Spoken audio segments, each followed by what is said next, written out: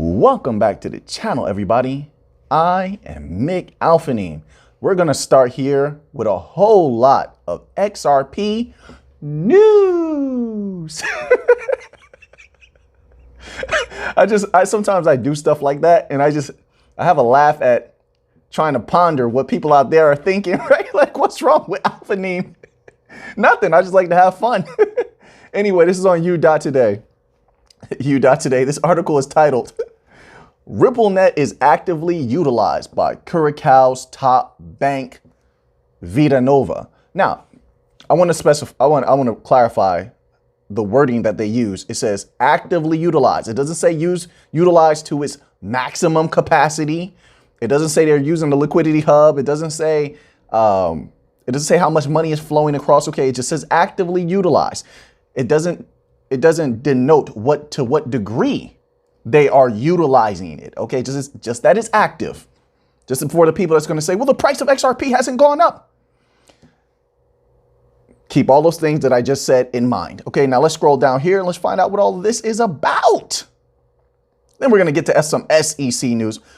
Can I ask you guys, what is wrong with the SEC? They are literally showing that something is wrong with them, but don't worry about that. We're going to get to that article. Okay, it says here, a top Curaçao bank, Vechain, states its partnership and usage of RippleNet on its official webpage, where it says Vechain Bank provides access to RippleNet, the decentralized global network of banks and payment providers. That is a beautiful sentence right there, because all of those banks means money, money, money, money for us, but in due time. Okay, patience, in due time.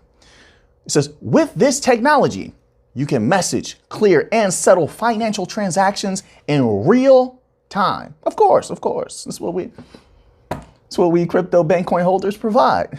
Yes, I'm taking credit for a lot of the, but not me. As I say me, I mean all of us.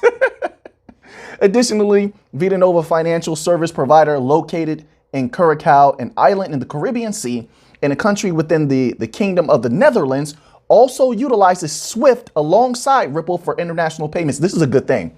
This is very, very good, because it gives them a chance to see how much better we are than SWIFT, how much more money they can save with us than with SWIFT. And so at some point they can make the decision and say, hey, we don't want some of our B2B, let me specify, some of our B2B transactions to take 2 to 3 to 4 days to go through, sometimes even getting lost. We don't want that. No, we like RippleNet. We like this thing called XRP. Let's fully just move over to that system. And that means what to you and I? No matter how big or small, that means that price is going to go up. Even if it's a little bit, it doesn't make a difference. All money coming in is good money. All of that money that comes from any of these banks is good money. And they're just steps. That's it. Everything in degrees. They're just steps. But these are good progressions. This is a good showing from Ripple. Every little step we see is building up to the sprint that is to come. Every little trickle of water, so to speak, which by water will be meaning the utilization of the XRPL, leads up to the floods that we want to come. And it allows other banks to get a chance to view or experience how RippleNet works, so that they too, ones that are not necessarily on board with us just yet, may get on board, and that increases that money. So all of this is good in a myriad of ways. Let's continue on here just a little bit more here, and then head over to U.Today. Make sure you give these articles a read. They have some great articles over there. It says, it speaks of RippleNet thus. Ooh, I like that language. Okay. Quote, RippleNet connects banks and payment providers, digital asset exchanges, and corporations. We know all of this. Let's skip that little part there. As previously covered, Q1 2022 was a record quarter for Ripple's remittance platform on-demand liquidity. You haven't seen anything yet. You haven't seen anything yet. All of those banks haven't gone fully active yet. They haven't been turned on just yet. When they do, then you'll see a lot. Then you're going to see that price move. When the liquidity hub is up and running 100%, then you're going to see that price move. That's what we're waiting on, those big banks. But yeah, they've done some good things. Like I said, it's all been very, very good progression and observance of that particular progression. They didn't have to say anything, but they have been to show the world what they're doing. The proof that the idea actually works, that the utility is actually there. It's a similar thing to what Vechain is doing. Every other day, Vechain is putting out videos of how you can scan this QR code and what companies are using them. Big companies, small companies. Ripple is doing the same thing. They're showing. They're not just talking, they're walking it, right? That's what people are supposed to like. Moving on here, and it's like, this just gets more insane with each day. Let's read this article here. This is on cryptodaily.co.uk.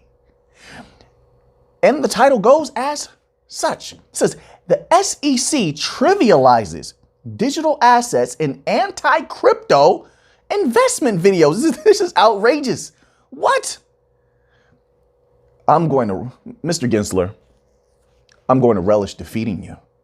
Oh, I really am. This is a good fight. You're a worthy opponent, but I would never think that you would stoop so low. But it shows that you don't want to lose so badly. You're willing to just stoop down to the mud and roll in the mud like a pig. No offense. No offense. I'm just using it as a description, just a visual description. That's all. But this is low down and dirty. You're supposed to help the investors, but you're making fun of crypto. How sophomoric is that? How immature is that?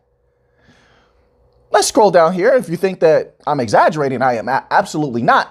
Listen, I'm at the point in my life, I don't have time or energy or mind to exaggerate or tell you some sort of non-truth. No, I'm going to give it to you straight right here. Let's read this here. It says, one of the primary roles of the SEC is the protection of the U.S. investor. However, with a recent publication of videos that trivialize the crypto sector and make it appear in a very bad light, it seems that the SEC is once more taking sides against a new asset class. That is unbelievable. That is so crazy. Are we supposed to really depend on them for regulatory clarity? We need someone else to step in. Another regulatory body, even Congress, who now they've just fallen back on what they were supposed to do. People were hoping that Congress would step in. But of course, Congress being so lazy and well-fed and lackadaisical is what I'm saying, they haven't taken any type of action as of yet. But we can't possibly leave it in the hands of these individuals who are showing literally that outright that they are enemies of crypto. When have you ever seen anything like this? This is so mind-blowing. It's ridiculous. If you think the SEC is a friend, I don't know what to tell you.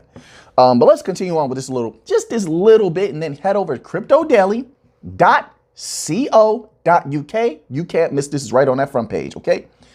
Unless they move it, of course, that's up to them.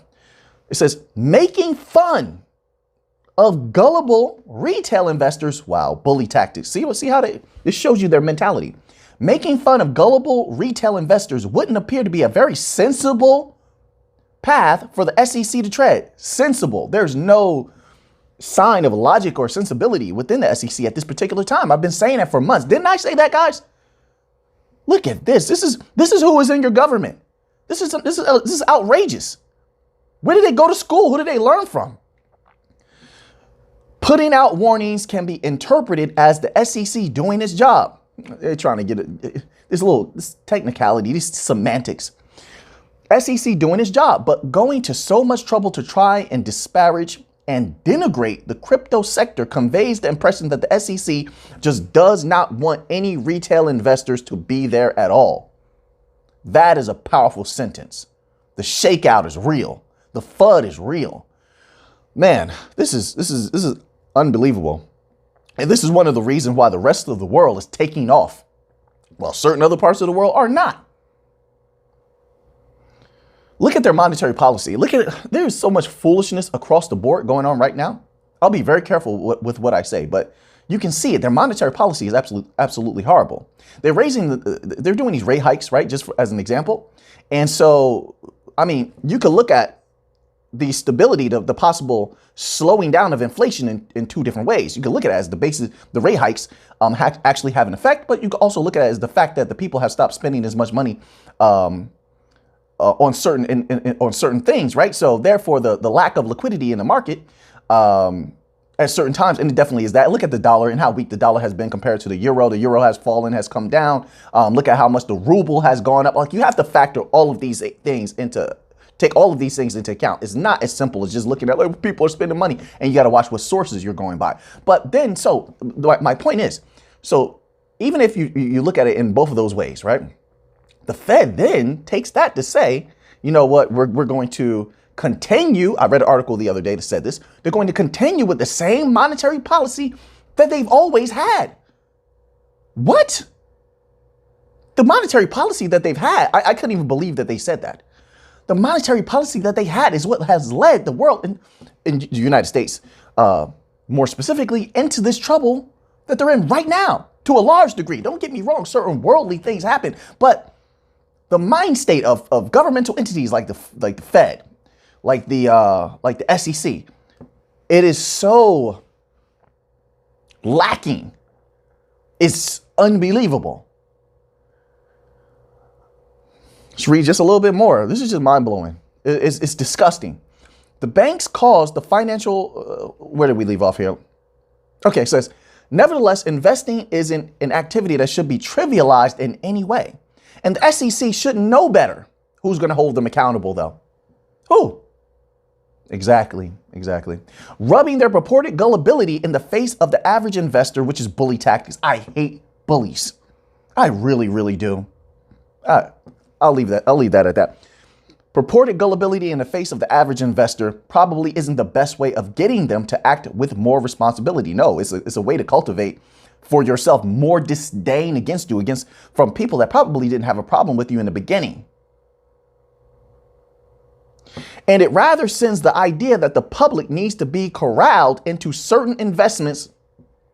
Wow, this is a powerful. I'm just going to read this last little bit and then make sure you read this article. This is a tremendously powerful article.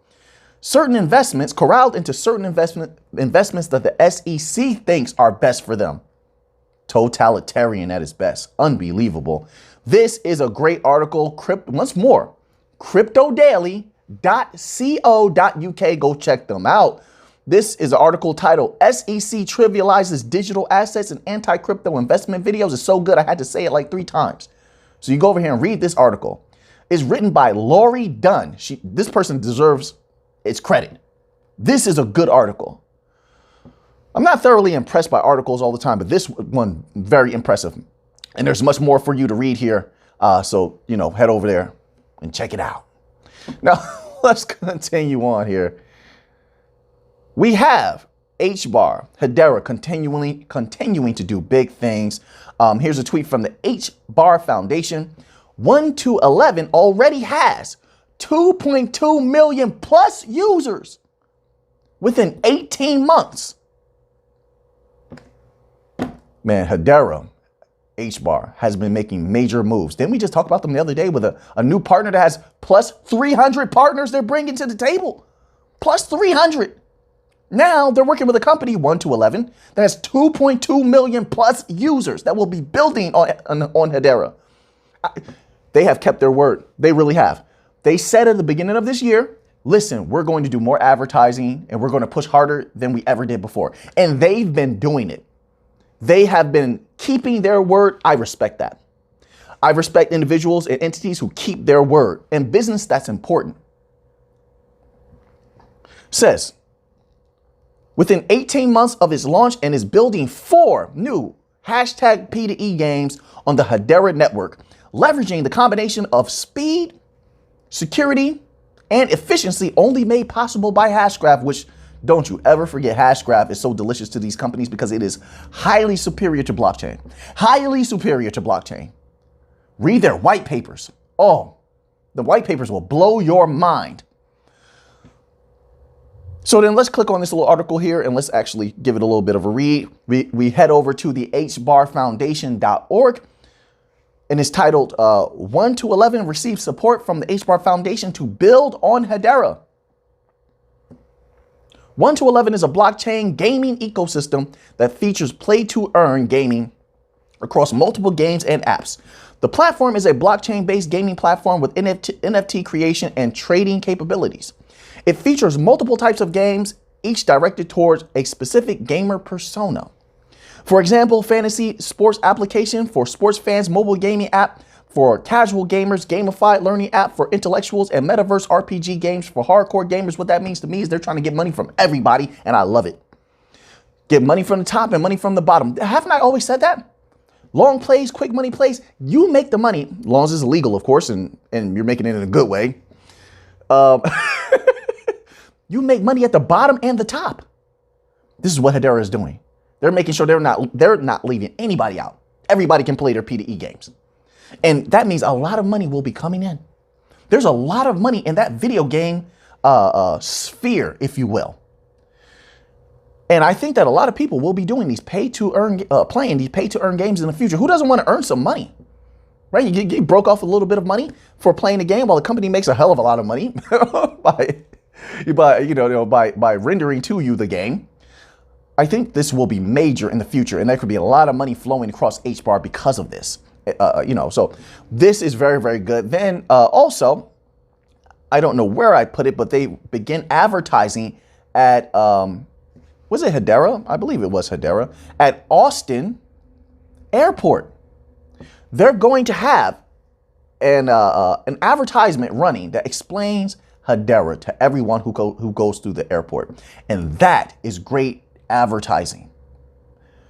Thousands and millions of people go through airports monthly, yearly. And so I don't know how long they're going to run this, but that's a lot of eyes being educated through this particular advertisement. So that's good for business.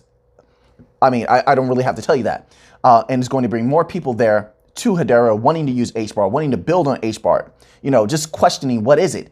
And so this is very, very good. So Algorand has been doing a great job with advertising. Hedera's doing a great job with advertising. Ripple's always been doing a pretty good job. I mean, it speaks for itself. They're all over the place. So they really don't have to spend big bucks on like billboards, digital or otherwise, things like that just yet. And really, it's not in Ripple's best interest, honestly. They need to just continue to make good partnerships with the banks. So, I mean, right now, everybody's doing very, very well. I'm very happy with the bank coins and such, So then we have just a little bit here from Quant. This is on quant.network, okay? And it's titled, Are Central Banks Thinking Radically Enough About CBDCs? And I just want to read this little part here, okay? Because it's very interesting. They have a Q&A portion of this transcript. And it goes here.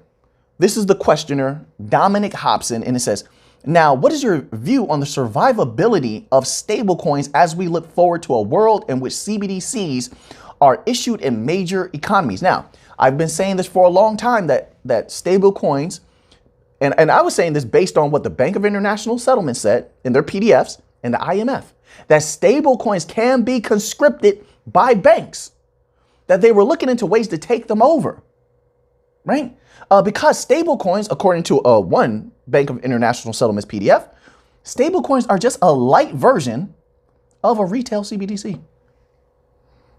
That should explain a lot, doesn't it? As to why all of these bank coins want to get in deep with USDC. It's a light form of a CBDC. We'll see how that progresses into the future, but let's continue on with this article here. It says, Gilbert Verdian replies, I think that the events of last week with the Terra Luna crash has proven the point that the whole financial system is foundationally built upon trust. If something goes wrong, you must have some protection mechanisms within your commercial banks and ultimately with the central bank for consumers and businesses. Okay, now, I understand. I know exactly where Mr. Verdian is going to go with this, but there's a myriad of ways to actually have a fail-safe for these particular collapses. Didn't I say this before? To have a liquidity cushion. But we can't really make too big of a commotion about having a liquidity cushion just yet until Ripple rolls out its liquidity hub. Then we're going to be able to make a stronger argument about having a liquidity cushion. And then, I mean, any of these liquidity providers, if they choose to act as such, like Ripple, I think Algorand could do that as well. That's up to them, though. They haven't said anything about that just yet, but they could. Look how much value they have locked up in Algorand. I mean, they can use that in a myriad of ways.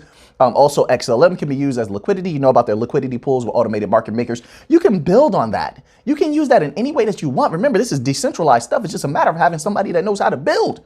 That's it. So anyway, but you could use a liquidity cushion to fill in the gaps. If you have a bank run and people are pulling all of that money out of that particular system, causing your stablecoin or CBDC to depeg, then you easily fill in that gap with the liquidity that you have on the side that's kept for emergencies as such, or a myriad of things. But it would fill in that gap and then you wouldn't have that problem. So that's one possible solution. But we read a week ago or 2 weeks ago when Quant, Gilbert Verdian, was talking about commercial stablecoins. So I know that's exactly where he's about to go. But let's continue on reading. It says, we don't see the survivability of algorithmic or crypto stablecoins. Wait a minute. Let me stop right there. Okay. Algorithmic stablecoins, I might agree with you on that because there's so many risks to that, as we just saw. But when it comes to crypto stablecoins, when we're talking about like USDC one-to-one backed crypto, those are the ones that stand to actually possibly work with the banks and become conscripted as light versions of a CBDC or CBDCs outright. It only takes certain manipulations to make it that, right? It only takes certain partnerships to make it that. There's not a lot that's out of the realm of possibility because everything is up in the air. This is all brand new. So there are no precedents set. There are no rules just yet, which is why everyone, like I said, this is my personal opinion. In my humble opinion, all of these companies are getting so deep on USDC because if it is conscripted by banks, just USDC as an example, because it might not be the only one. But if it is conscripted and taken in and utilized by banks, that is a hell of a lot of volume and money flowing across your blockchain. Especially when you have certain blockchains that have surge pricing. Think about that for a minute. And surge pricing is triggered by volume on the blockchain. Interesting, isn't it? Okay, so I'm just going to stop right there. This is actually a huge article. Quant has been on fire lately, putting out a lot of very, very good information. But I think we could stop right there with the Quant news because I think that's so impactful. But they have an idea about these commercial stablecoins. Matter of fact, let's just read just a little bit further, okay? So I can confirm what I thought. It says, I hope I'm going to confirm that. It says, we don't see the survivability of algorithmic or crypto stablecoins. We see a world of regulated and issued commercial. There we go. Told you. Commercial stablecoins. He's been talking about this for like 2 weeks straight. Issue commercial stablecoins from e-money license holders and commercial banks. I have to firmly disagree with you, Mr. Verdian. All due respect, sir.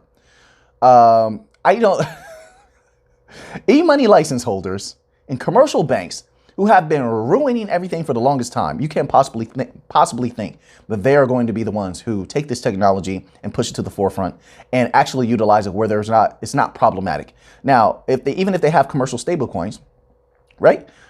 Can you please explain to me, sir, how they're going to prevent bank runs? If those commercial stablecoins, and by commercial, I believe you're talking about retail. This will definitely be retail, correct? Right? You're not talking about wholesale, interbank payments. So retail, how would they stop bank runs if we're talking about digital cash? That's what we're talking about when we're talking about stablecoins, sir. When we're talking about retail stablecoins, the Bank for International Settlements and the IMF want what is closer for retail to be like digital cash, especially the Bank of International Settlements, and their weight will definitely be felt. If it's digital cash, then the people can still remove their money from the banks as it is digital cash. Now, I understand that if you take it the wrong way, if you take in stablecoins the wrong way and you, how do you say it? You manipulate them so that they're programmed so that people can't take their money out. I read that document, by the way. We just went over that. I don't remember if that was in the members only section or not. I don't know. I get it confused now. I'm doing so many videos. But I read that document that said that certain banks were interested in the programmability of CBDCs, where if there was bank runs, that there would be a mechanism implanted within those CBDCs that stops people from being able to take their money out at a certain point, which would be the solution to stop the bank runs. That is going to be so devastating to you. You don't dehumanize people. It's going to bite you in the long run. It really is. It's going to be bad. People are not going to want to use your CBDCs if you input something like that. If you put something in like that. As soon as they hear that they can't take their money out and you're holding that you could possibly hold their money hostage, they're going to be looking at you sideways and back up slowly. I mean, you could damage yourself if you want. And I mean, if these banks want to be totalitarian with people's money, then people are definitely going to look into other things like Hashgraph, crypto to hold their money, other types of accounts. This is why so many of the people of the world, the so-called unbanked and things like that, or the underbanked rather, let me use that term, the underbanked are using prepaid accounts, using Venmos and what's the other stuff that the people use? What is that stuff? Cash apps and things of that nature and PayPals. So many of them are using that because they don't trust or like banks. And you will give them one more reason. I mean, hey, do what you want. We win no matter what over here in the Vechain family. It doesn't make a difference whether we work with you or we dominate you. That money is going to come in by design. So we also have some news here from Vechain. Vechain is always doing something big. I read about this, the idea of this last year at some point. It was something in relation to Vechain working with the medical system and the traceability aspect, tracking almost everything possible to be tracked that you need to be updated on and data needs to be kept up to date with in the medical industry. And here we have the realization of such things. Here it says Vechain Foundation, #blockchain will come to play a key role in securing the privacy of healthcare data. #Vechain is working on applications ranging from IVF to oncology to vaccination records. We already know that that's possible because Algorand already did it via Coinbanks. They already tracked vaccination records and things of that nature down in Latin America. So we know it's highly possible. And and that was done on Algorand, which is not a specific traceability protocol. Vechain is built for traceability. They could easily do this. So it says, #Vechain is working on, okay, so vaccination records. It says, fantastic to see exciting new projects emerging from Dartmouth College. Vechain is going insane right now, doing a good job. I expect that price, it's going to take time. It definitely does. Like, this is another utility token. It takes time, but that price is going to raise. In my humble opinion, there's no guarantees. This is not financial advice. I'm not a financial advisor, and I don't get anything out of you either buying or selling Vechain at all. I'm just sharing my humble opinion and a little bit of enthusiasm that I feel on the inside. That's all, okay? But I think that price is going to raise on Vechain. It has one of the brightest futures of all of the crypto. They're working with Dartmouth College. Oh man, they have so many big partners in Vechain. It's unbelievable. And then also, you know, they even, like I said, get money at the top and money at the bottom. They're even working with like upstarts. They have like a Kickstarter for shoes. And so the people will be putting these Vechain QR codes and using the Vechain as a traceability protocol for shoes, like fancy shoes and stuff like that. And you can scan the QR code and know all of the information about that shoe, where it came from, who made it, how long it's been in the warehouse, all of these things. Unbelievable. So now that you have that information, what are you going to do with it? Oh, let me leave you guys with this one thing. Be careful of scammers. Holy smokes. They've taken it to another level. You know, don't listen to these scammers in the comment section who I don't know how this is possible as I block so many of them. They continue to make 3 and 4 more accounts, 5, 6, 7, 9 more accounts. It's unbelievable. You know, I'm not on any WhatsApp or what's the other stuff? WhatsApp. I'm not on these things. I'm not on these social medias like that. I'm on Twitter, and I only got on Twitter just to do research. But now, you know, from time to time, people communicate with me on there, mostly members from the members only section. But I'm not on WhatsApp. I'm not going to contact you for crypto. I don't benefit from other people's crypto. I'm a Vechain holder. Be careful, people, with your money. Please be careful. And don't fall for these scams out there. Protect yourself at all times. Crypto is a fight, and it seems they're ramping up these scams. Be very, very careful. I mean, you do what you want, but I just say be careful. So now that you have that information, what are you going to do with it? I know what I'm going to do with it. So until next time, let's get to the money.